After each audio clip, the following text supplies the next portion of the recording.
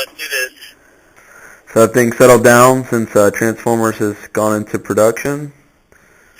Well, they're just starting to. They're just starting to. We've been producing the limited editions for a couple of weeks now, and so production startup on anything is always, it's always hectic, and so they're starting to get that way. Are all versions in production now? Like all of them, all four? Yeah, all versions are in production, and I believe the Europeans and the Australians are just starting to get their limited edition games. Oh, okay. And the domestic games will follow. Okay. Well, I've personally spent time on every machine that you've designed except for the home edition of Batman. Transformers, your latest game was a big hit at Expo, as well as at the Southern Pinball Festival here in Florida, where I got to spend a good amount of time playing it. I personally think it's one of your best games. Well, I'm glad you like it. I actually wish that the games that have been there had been the limited edition, because the limiteds have so much more stuff in them. And you played the pro version, Right.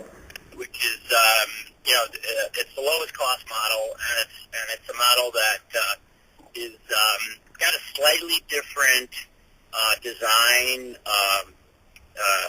goal, if you will, Right. because it's intended to go into a location to earn money. So it has to have some fastball times, and yet it has to be compelling. So I'm glad you liked it. I'm never in love with my games when I finish them. I have to tell you that right now. Okay. I always think of, I always think of how much more I could have done, and I get to like them after some time has passed, between, from one to, after I've kind of left it alone for a little while. So I don't love Transformers yet, but I will. Okay. I felt this way about every one of them. I felt this way about Batman. I felt this way about Lord of the Rings.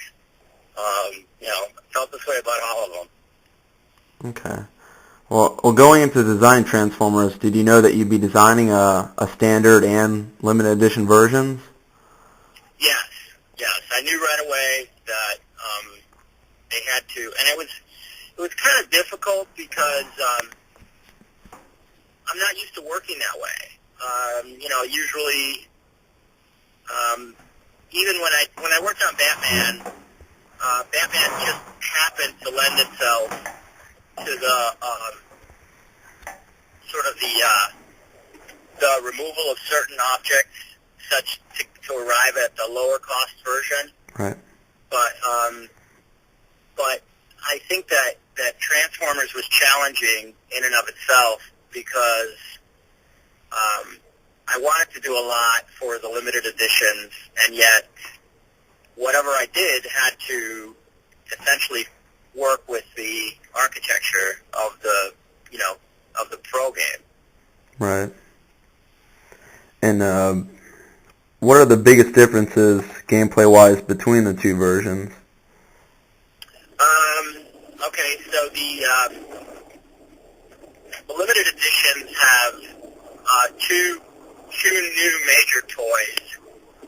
The Ironhide has a mini play field, which is both of the mini. It has two features that are primarily different. One is a Starscream toy, which is associated to the left ramp, and it has an Ironhide toy, which is associated to the right ramp. And what I wanted to do is I wanted to create ramps that didn't work the way that ramps traditionally do, meaning ramps are usually all about doing something interesting with the ball and then returning the ball back into play. Right. And I just wanted a different, I wanted more interesting ramp ends move it from that perspective? How do I create some new, interesting ramps that are more than ramps, than just ramps? Okay. So the mini playfield on Ironhide, my original concept was, it's Ironhide playing Cybertronian pinball. And, this is how we play pinball on Cybertron. Ah, it's a very okay. simple device. It's really a very simple device. Has a couple of stretched rubbers and a mini playfield that's located at the end of a ramp. And it has a series of sensors that can tell where the ball is when it crosses them. And you bounce the ball, it pivots about a center axis. And using a flipper button, the player can tilt the device left and right to try to get the ball moving up there, such that the ball crosses the sensors and scores the sensors. Okay. We put old school. We thought people would get a kick out of it, and so you get like the old the dings and valves that accompany what we think of as a 1950s pinball machine. Right. That's usually what you hear. Yeah. And then the back sensor, when you hit that, it's actually like you're hitting Ironhide, and so it scores points. So when you're in the regular mode, before you qualify play with the mini playfield, you actually go up into the mini playfield. If you hit Ironhide, you get a bunch of points. Then the ball drains back out and comes down to the ramp return, and it functions just like a ramp. If you do that some number of times, there's a spell out of his name, which then qualifies the mini playfield, and then you get to play with it.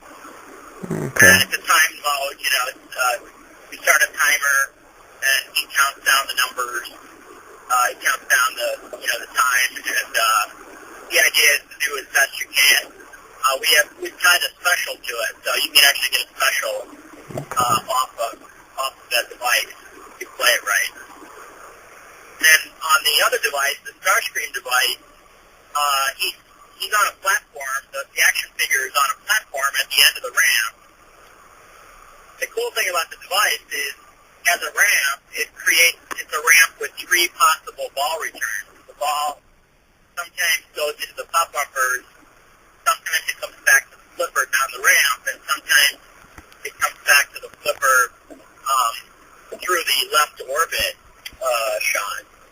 So that's interesting in and of itself. And then once you activate the device, again with a spell out, an adjustable spell out that spells his name out, he rotates. And he talks and he taunts you and stuff. And there's a target behind him, and he tries to prevent you from hitting the target with the ball. So it's a little bit of a timing game. You have to make the ramp shot, but you have to time the ramp shot. So it's a little bit of an advanced skill, but I think that the regular player, the average player, can still have fun with it. Okay.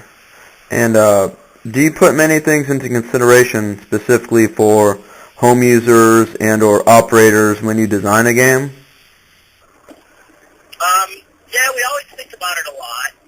We always think about the differences. An operator's game is all about earnings and reliability. If an operator has good earnings and he's not constantly fixing the game, then I think that that makes for that's what he wants. He wants quick. He basically wants turnover on the machine. So Right. he wants people playing and pointing up again. So that helps. That helps his cash box. Home player, the game is all about discovery. It's all about the game is all about what new cool things am I doing with the game, and what am I discovering, and how am I. So the home game has to be designed in such a way that there's a progression of entertainment from the time the player walks up to it until he walks off. So it's kind of a different animal. It has to challenge you, but it has to challenge you and provide a lot of the challenge is to do it sort of inside the framework of the basic game. Right, and I feel that in the Pro Edition so far, from what I've played, is a casual player can get into it, enjoy a quick game, and then if someone owns it, like if I own it someday, I would, it's I can have longer games going on, and I'd play it more than once. I'd play it, many times. So whether if I see it on, being operated, or if I own it, I'd be playing it a lot myself. So that's what I get out of it so far. Yeah, I think it's what you're talking about is the ability to come back and enjoy it in a different way, time and time again. Right. And I find that I know that when I walk up, when I haven't played a game, I have all my games at home, and when I play my own games, if I haven't played them for a long time, it's fun to kind of rediscover the game, and a game that keeps me coming back is a game that I think, okay, we did a good job with that one, Right. So, and all the ones that I really enjoy are games that are not linear in fashion, meaning that you can play them a lot of different ways. You don't necessarily always have to work the same goals. Right. So I think that makes pinball really interesting. It's much more interesting than a more linear event-based game like a modern day console game. A modern day console game is kind of even though there are lots of different ways to play it, it's a much more limited animal. Right. And how would you describe the types of games that you design in general? I'm sorry, say again? How would you describe the types of games that you design? Well, my design style and philosophy over the years has evolved. So when I first set out to design pinball, I was very much a fan of Steve Ritchie games. Right. And not to mention the fact that, his office was across the hall from mine when I first started at Williams. And as more as a function of the fact that, that I liked his game, he sort of mentored me a lot. And so my games in the beginning were very focused on the flow aspects of the game. The ball transitions were a big concern, and I liked the speed, and so I kind of started in that direction. As I became more exposed to other designers, and I worked with other designers, like when I started, I was always friends with Pat Lawler even before I designed pinball, and he taught me a lot about presentation. Okay. And so, I sort of acquired some of his, or I tried to acquire some of his skill set in terms of, just simple things about choreography and how to communicate to the player, things that he's very good at. And so my design style has changed. And the other thing that's happened over the years is that you learn from your peers, you learn from your mentors, and you begin to establish your own style. And so my style is very toy-centric. I begin with what is the toy and how is it feed into the game, and then I work the architecture of the game around it. I think a lot about how I can guide the player through the game. I focus on, and yet at the same time, my roots in trying to create interesting shots and stuff like that still remains. When you've done as many pinball machines as I have, the other thing that happens is that you have to become conscious that you're not repeating yourself. So, and some repetition is inevitable, Right. but I try to, I try hard to kind of break out of my mold. So, this Transformers was a throwback to my roots. It was a game where I thought a lot about the transition of the shots, like hooking shots together in a combination. But I haven't done that for a long time. When I designed Lord of the Rings, I was very focused on not making shots hook up to each other, but I was more focused on anywhere the ball goes, something good should happen. Right. That was sort of my design mantra on that game. When I did Batman, Batman, the architecture was sort of secondary to the toy. So the crane toy was so fascinating to me that I built the entire game sort of around that crane toy because I knew that was going to be a cool element. And so I was less concerned about what the ball was doing in the rest of the shots because I really wanted the player to just kind of get back to playing with the crane. And so when I started Transformers, I was thinking a lot about Johnny Mnemonic, which was my second game. And Johnny was all about the shots. Yes. So that's a long-winded way. I hope that's a long-winded way of answering your question. Yes. So that's a long-winded way. I hope that's a long-winded way of answering your question. No, it makes sense. And why do you prefer to use the standard 2 flipper setup in all of your games? I did a third flipper. My very first game, I had in Corvette. I had 3 flippers. Right. Forgot that one. I do favor what we call the Italian bottom.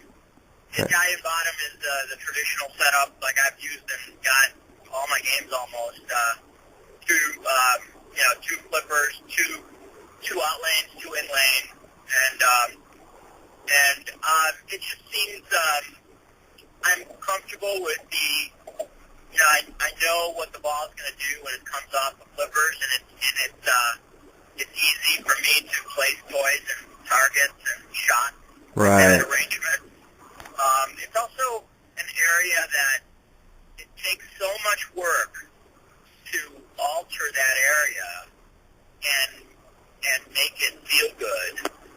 And it always seems to me like I would rather spend that time at working on something at the top of the playfield than working on something that is kind of a known quantity. Right. Guys, designers like John Borg and Pat Lawler, Pat Lawler sort of kicked off that whole, offset bottom thing. I think he shouldn't say kicked off because it was done before him, but he focused a lot on it. And now for the last, and now John Borg has adopted it. It's kind of become one of his signature things. And it does create some additional play elements at the bottom, but it also brings with it some problems and I would just rather work. We have a finite amount of time to design these games, and I would just rather put that time into designing something on a toy or a new ramp or something like that, a new shot arrangement, as opposed to kind of dialing that in. It feels like, and maybe for those guys, like probably for John, John Borg is probably second nature by now because he's done a few of them back to back. And he's got that dialed in. And for Pat Lawler, I'm sure it was second nature. But for me, to go to that bottom would require a certain amount of learning, and I guess I've made the trade-off isn't worth it to me right now. Right, it takes time and energy from what you're best at, so. Yeah. And so I just kind of think I just as soon work on something else. Okay. Do you listen to music while you're designing a game? I do. Yeah, absolutely.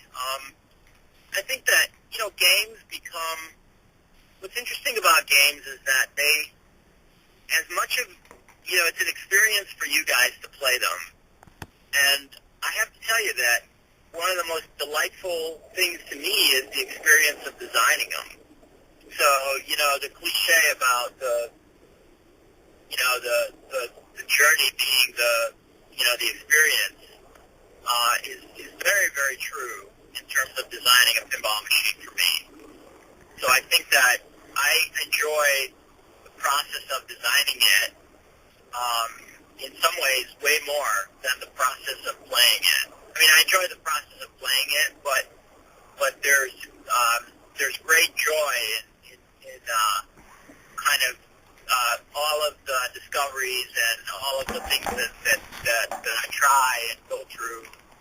As much as it's a huge amount of work. It's just people have no clue what how much work goes into these things.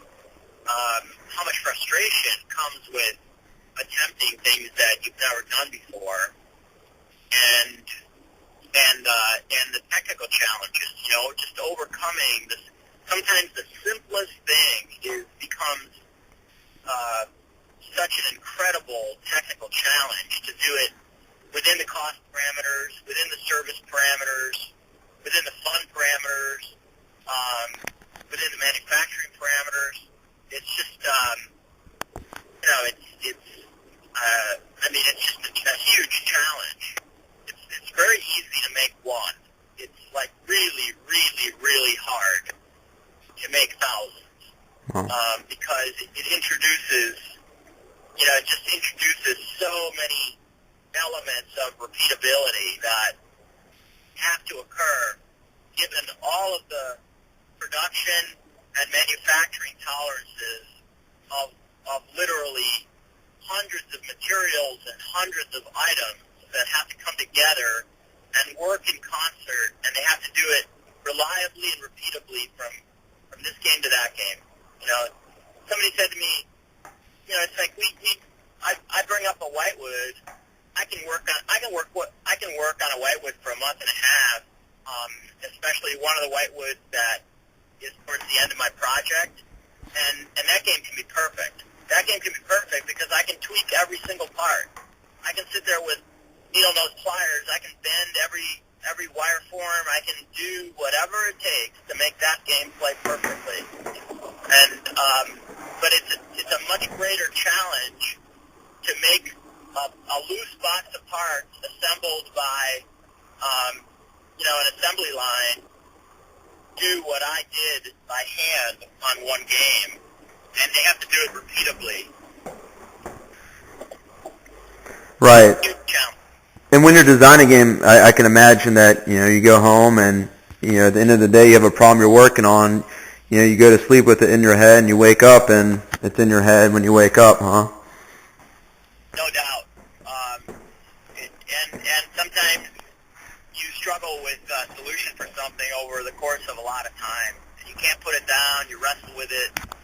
And it's designing these things is not a one-man show, right? There's a whole team of guys, and so guys are bringing stuff to it every day. And so, it's not uncommon for us to be wrestling with a problem, and then I walk into Lonnie's office in the morning, and he says, "Hey, why don't you try this?"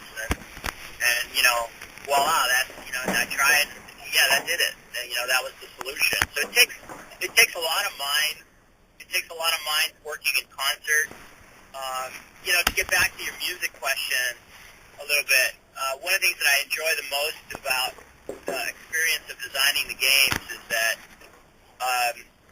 when I'm done with a game, and I don't usually at some point in time I stop playing the game, and right now I'm playing a lot because I'm testing games. I randomly go out to the assembly line every day at any given hour, and I just pick a bunch of games and I play test a bunch of games, and I talk to the assembly line. It's kind of a random QA technique that works pretty well for us because I'm the toughest critic on the stuff, right? And so I'm way harder than the guys at the end of the assembly line that QA the games, routinely, because they don't know the things I know in terms of they're not as intimately familiar with the game, and so they can't say the same things they can't look at they don't know where to look for certain things, and I do, so it's good for me to go out I mean, I always teach them, you know, or try to teach them things that, you know,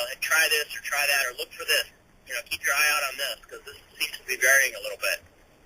But when I come back to my games after I haven't played them for a while, the experience of playing my game takes me back, just like a piece of music, to a certain time in my life when I was designing that game. And all the things that were going on in my life at that particular moment in time, they vividly come back to me, just like if I was listening to a piece of music that you associate with a certain girlfriend or a certain event in your life. And so it's kind of it's a fun and interesting thing. In some cases, it's very introspective. You know, it's very you know, it makes you think about all the problems that you were wrestling with in your day to day at that particular in that particular year. You know, I can play a Johnny Mnemonic, and I can tell you, you know, who I was dating, and you know, I can tell you whatever issues were happening in my life, and what was going on, and what I was driving, and what I was wearing, and you know, what restaurants I was eating at. It's a journey back in time. Oh. Well, what are some of your favorite bands of all time that you listen to while designing a game? Well, I gotta tell you, I have really eclectic musical taste. Meaning, I don't particularly like one genre of music. I listen to all kinds of things, and so you know, I mean, I have really. I mean, I can tell you that, you know, in kind of in my I'm trying to think here what was on my playlist like during you know, during Transformers, and you know, I was listening to you know, I was listening to all kinds of things. I was listening to let's see, I think I was listening to a band or a group called here I'm looking, I'm trying to refresh my memory here of what was on my playlist by opening up playlist from that time frame. I was listening to a little bit of Morchiba. Nice. I was listening to Bajo Fondo, some Coldplay, listened to Williams. I had let's see what else I had in here. I had some Adele. I've been listening to a lot of her lately. Adriana Varela, a little bit of some Annie Lennox, Arcade Fire, Agostana, Bajo Fondo Tango Club. I think I mentioned them before. I mean, I'm just kind of all over the place. Bliss. So, I mean, it really is kind of, you know, has a lot to do with what I'm feeling, you know. Right. Okay. And if you could choose any band to make a pinball machine about, who would you? Wow, that's a good question. That is a really good question. Me personally, I think there's a pinball machine in ZZ Top. You know, I think there's something that, you know, something really fun about some of their stuff. You know, I could totally do that. I could totally do something with ZZ Top. I could do something with, you know, I could definitely do something with Metallica. Could do something with AC/DC. Could do something with, trying to think here. I guess the one that comes to mind is that, you know, back in the day,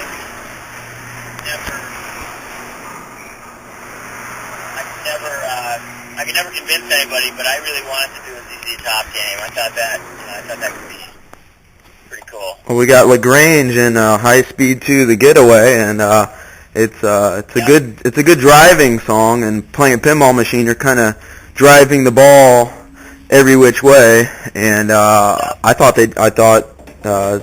Steve did excellent with that. And then they turn on industrial music when you get further in the game, but it really works to me. One second. And what games do you currently own in your collection, in your personal collection? I have everything I've done, plus the original Steve Ritchie T2. And then I have Medieval Madness, and I have, what else? I have Medieval and T2 are the only games of mine that are not mine that I have. Then I have all my games. And from what I hear, you really like your Terminator 2. Yeah, I liked it a lot. I played it. It was a pinball machine. I was designing novelty games at the time, and I happened to be in an arcade. And this was before I designed pinball machines, and they put a Terminator as a game at the arcade where I was testing one of my novels. So, I totally liked that game. I thought Stephen White did a great. Yeah, that right now is my dad's favorite game. I bought that for him, and he put that in his garage around April. And so, who is your favorite designer of all time? Well, surprisingly, I've just rediscovered John Papaduke, and I went to when I was out in California for one of the pinball shows, and they had a great representation of some of his games, and I started playing some of his games, and I really love his playfield. I'm really liking his playfields right now, but I would say all time. I guess it would have to be, it's a really, really tough question. I would guess I definitely gravitate towards Steve Ritchie games. I love Star Trek, and I love Terminator, and I like High Speed a lot. The original Black Knight was a game that when I first got out of college, I was playing a lot. Right. So I would say all-time favorite would have to be Steve, but currently I'm on a John Papaduke, discovery quest in terms of his games. It's kind of, those games were going on around, but I was so focused on stuff I was designing that I wasn't paying a lot of attention. Like when they came out, like when he was designing those games? Yeah, because we were both there at the same time, and so, he was designing games, he did World Cup while I was doing Corvette. He did Pure Magic when I did Johnny Mnemonic. He did Arabian when I was doing Fast Break. And he did, I think he did Circus Voltaire when I was doing Monster Bash. So I would guess that, at the time I was just really kind of, I had my head down on my games, and I would play his games at the bottom of the stairs at Williams where we used to test them, but I wasn't paying that much attention to him.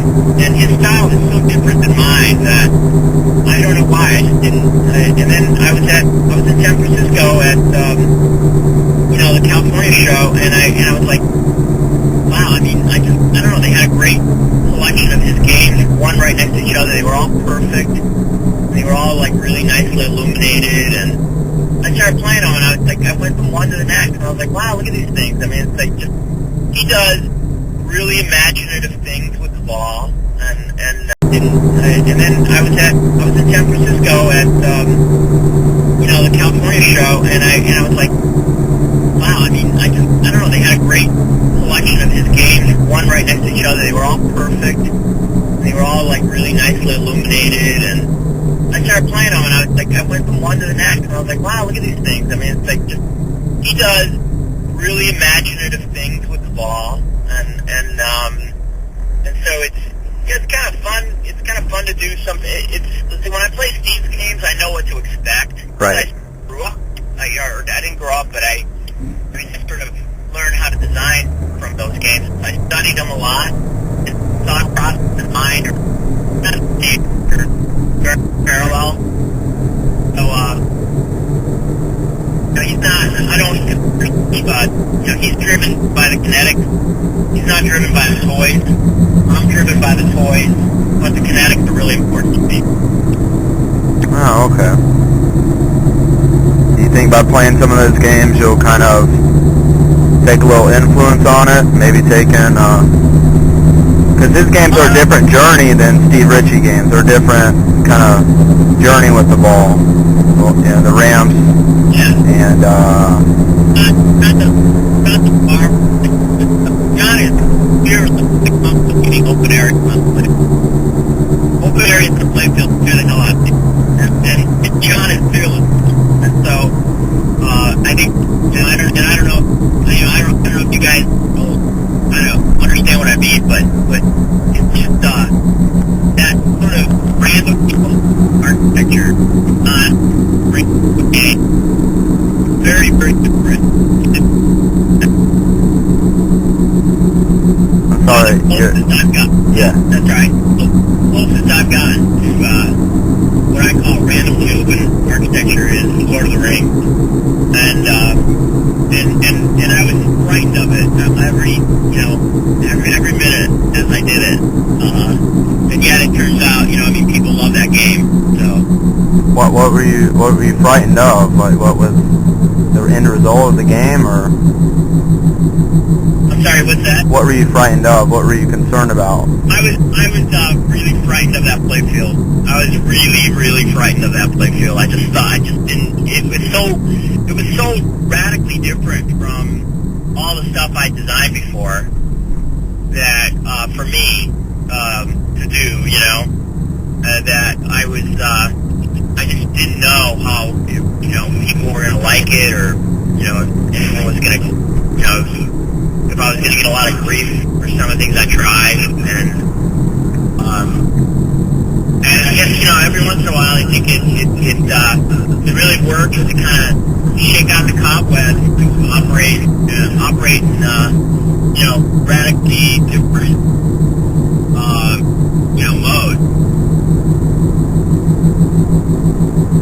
Yeah, that makes sense. And of all the Stern games that came out in the past 10 years, from what I see and what I research, Lord of the Rings is the most operated game that I believe of the last decade that was made, from the last decade. So people enjoy the theme, they enjoy the game, of all ages and types of players. So from an operating standpoint, I believe it's a hit, the biggest hit of the past decade. Yeah, it's definitely been, absolutely.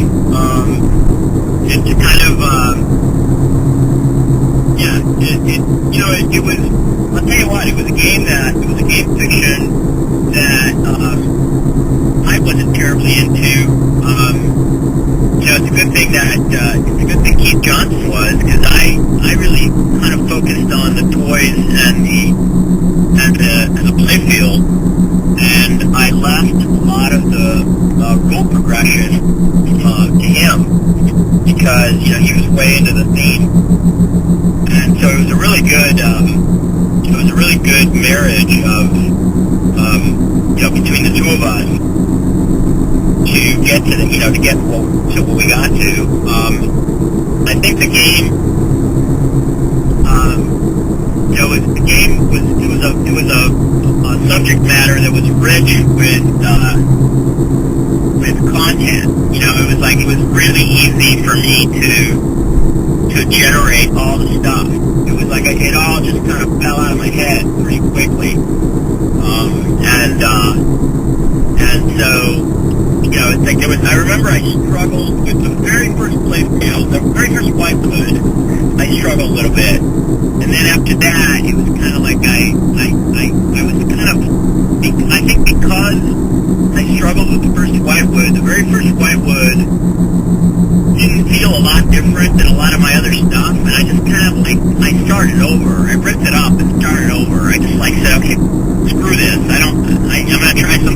completely different. And,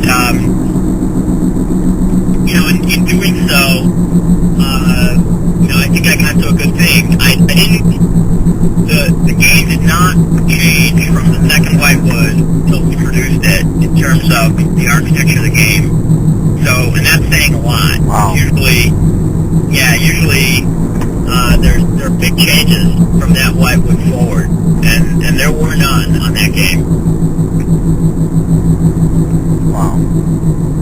And I haven't heard of that before. Do you know anybody that's had that experience before, or is that kind of, unheard of? I'm sure it's happened, but I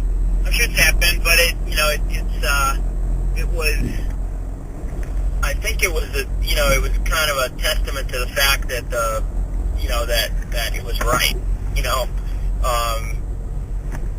I think that I'm certain that other guys have done that. But for me, it's rare. There's a bunch of changes from Whitewood number 2 to Whitewood number 3, and in that game there was a lot of I may have worked a lot on toys and things like that after that point, but I did not alter the architecture of the playfield in any significant way after that. Okay. If you had a carte blanche to make any theme with, no oversight from management, what do you think you'd make? What would be the game you'd want to make? What's interesting about that is that I think that it would be less about the theme and more about how I would, what I would put in the game. There's probably a ton of themes that I would do that I could have fun with. I think it would be fun to do, some kind of a horror theme. I think it would be fun to do some sort of a spy theme. I would have a lot of fun doing a spy theme. I would really like to do a really cool spy game. Like a Spy Hunter? Well, sort of, yeah, something like that. I mean, not necessarily a driving game, but I think spies. I think the entire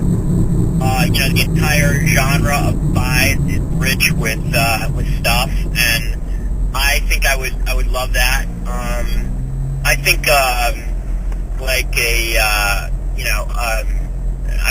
like themes that come to mind, like some sort of a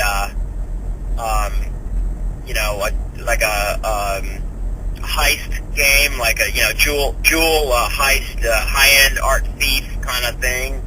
It's kind of like thieves and spies kind of crossed together. I think that would be fun. I think that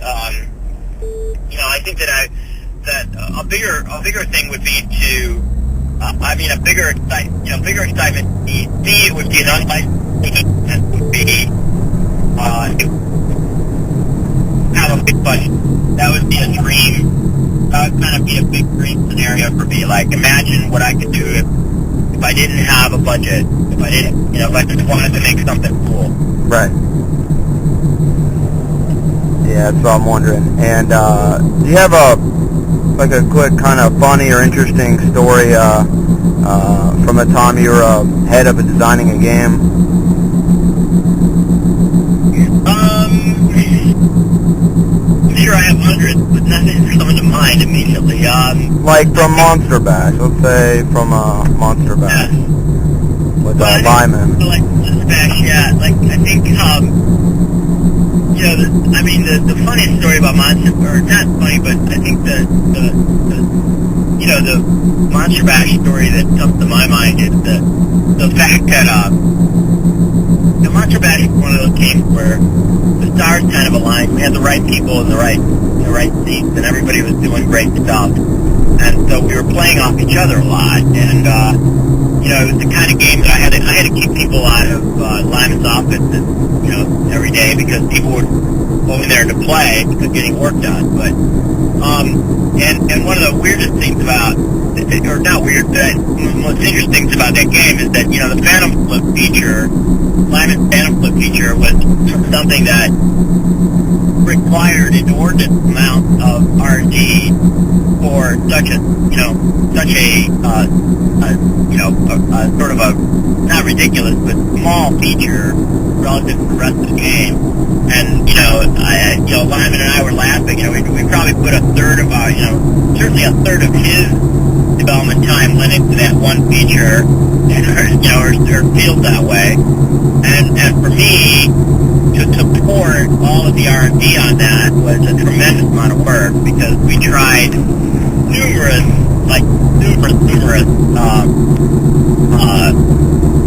sensor position, sensor type, just all kinds of goofy things to get that feature to work. And at the end of the day, it's like, it is what it is. It's not that big. It's kind of fun, it's kind of interesting, but for, the allocation of time is kind of, not that big a deal. Right.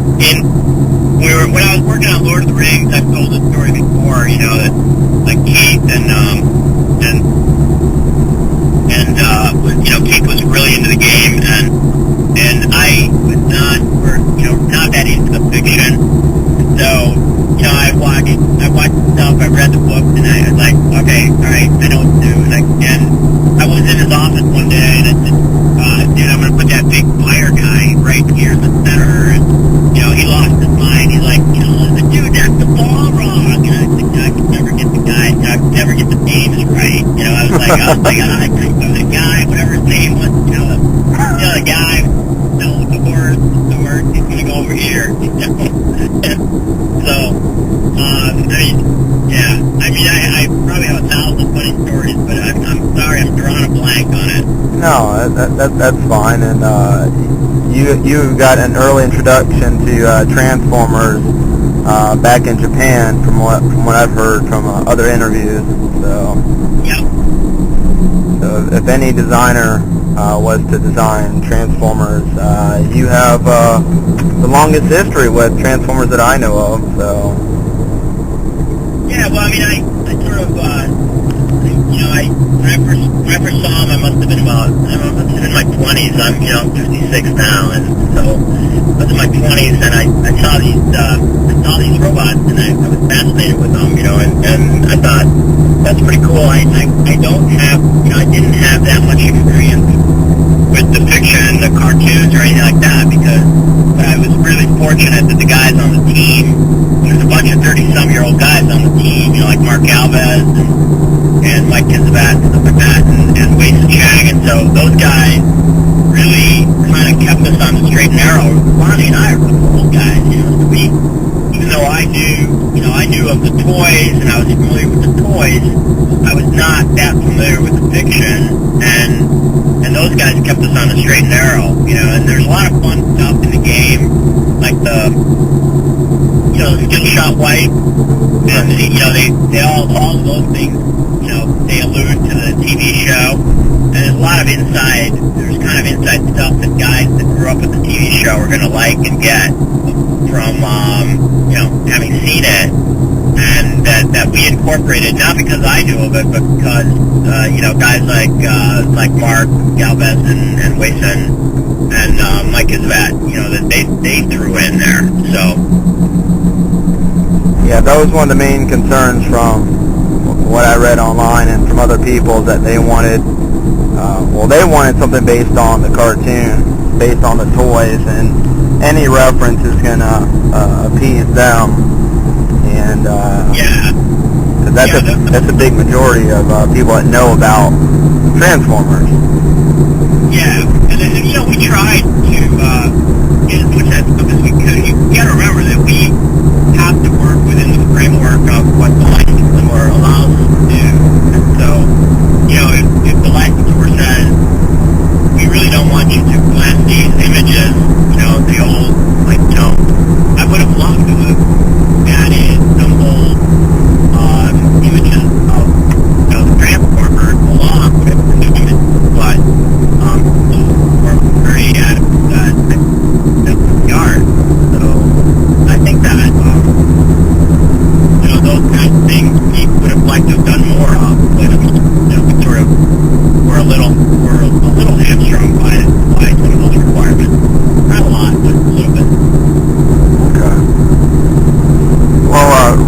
I've come across what are old promo tapes, which Bally and Williams used to put out for all their games, and I found one for NBA Fast Break and Revenge from Mars, as well as Monster Bash. And on the 904 Pinball Zine YouTube channel, I made a playlist as well as with the promo for Transformers, and I was really glad to see that they're making promos again, not on VHS or DVD, but at least online, that there's some kind of promotion, as well as the documentary. The mini documentary has been great as well.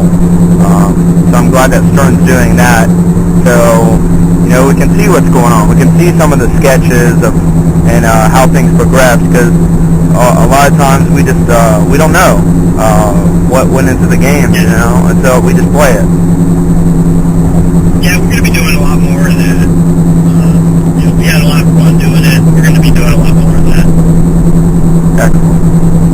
Excellent. Well, I'm about at work, and I got to say that I forecast that Transformers is going to be the most operated game of this decade. That's my view for this decade. But that's based on what's come out so far, and maybe one of your games will beat that, but so far with the game and the theme, I think that's it. I think that's a game that many operators are going to put out, and it's going to have longevity.